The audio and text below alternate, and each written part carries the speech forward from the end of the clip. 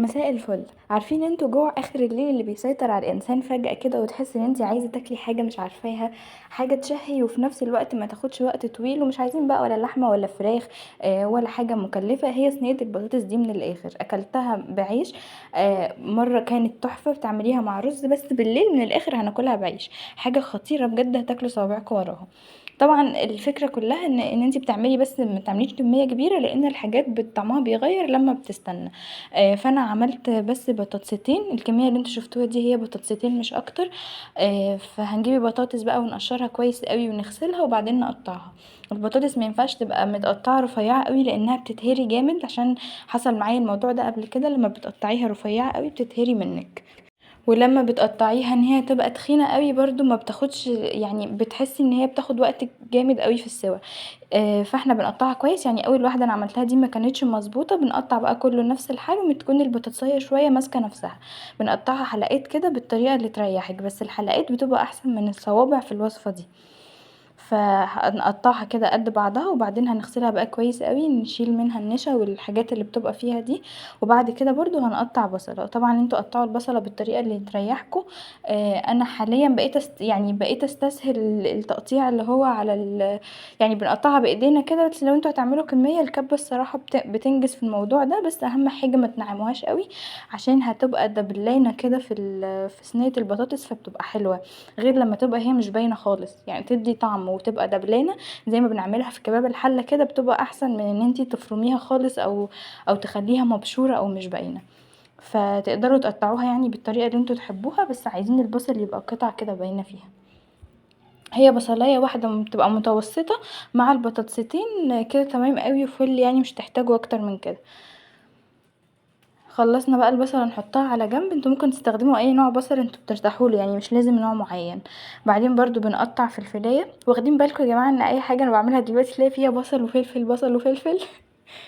هنقطع بقى فلفل رومي لو عايزينها حامي، انا كنت حابه يكون فيها تبقى شطه شويه، فقطعت كمان فلفلايه حاميه معاها، وبجد بتدي تيست رهيب.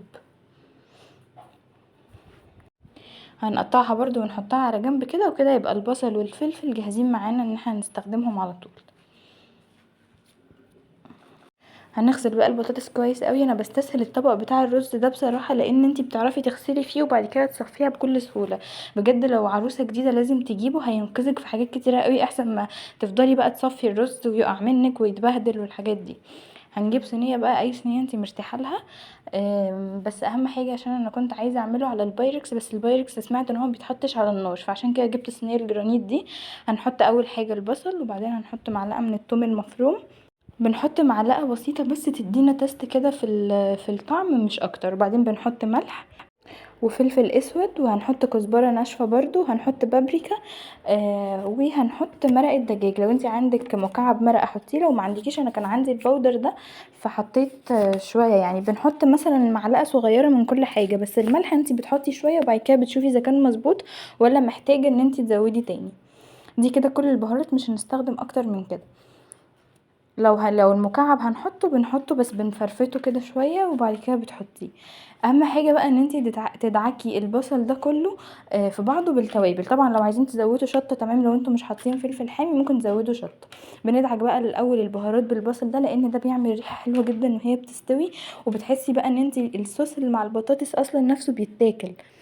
فهندعكه وبعد كده هنحط البطاطس، ونفضل بقى ندعك البطاطس شويه كده بتاع دقيقتين 3 بالبهارات دي. طبعا هنا كان لازم استخدم ايدي عشان اعرف اوصل لكل حاجه.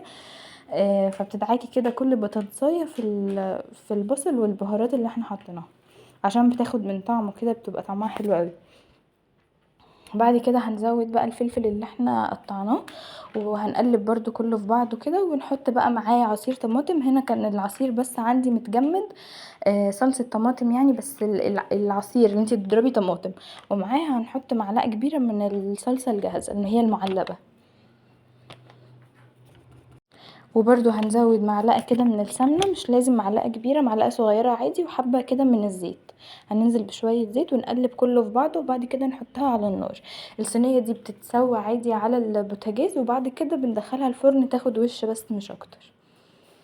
هنولع بقى عليها النار ونسيبها كده لحد ما تغلي شويه في بعضها. احنا طبعا بنزود شويه ميه علشان تستوي، لان لو ما زودتيش ميه السوائل اللي فيها مش كفايه ان هي تسويها. بنزود ميه وبعد كده بنولع النار على ميه على يعني بنولع النار على نار عاليه لحد ما تغلي، وبعد كده بنخليها متوسطه لحد ما تستوي. بيكون ده شكلها. بعد كده بندخلها الفرن بقى تاخد وش من فوق، وبعدين هنطلعها. مش بنسيبها كتير، احنا بنولع عليها الشوايه بس، هي كده كده مستويه واخده من طعم بعضها ومفيش فيها اي حاجه يعني، مجرد ان احنا بنديها وش مش اكتر. عايزين تحمروها اكتر من كده برضو تمام، بس ده بيبقى بالنسبه لي حلو قوي. بنقدمها بقى بتاكليها مع الصوص بتاعها يا جماعه، عايزه اقول لكم والله خطيره. انتوا لازم تجربوها، مش بتاخد وقت، انتوا هتخلصوها تقريبا في نص ساعه. انا هنا كنت عشان عاملاها مع الغدا كنت عامله معاها رز بالشعريه، وكان طعمها تحفه. تتاكل برز بالشعريه كده تقدميه معاها تبقى حاجه خطيره. جربوها، ما تنسوش تقولي لي رايكم، ان شاء الله هتعجبكم. هي مش محتاجه اي حاجه جنبها، ننفع ناكلها بعيش زي ما قلت لكم. وبكده يكون خلص الفيديو بتاعي النهارده، واستنوني في الفيديو الجاي ان شاء الله بوصفات تانية بروتينات تانية كتير.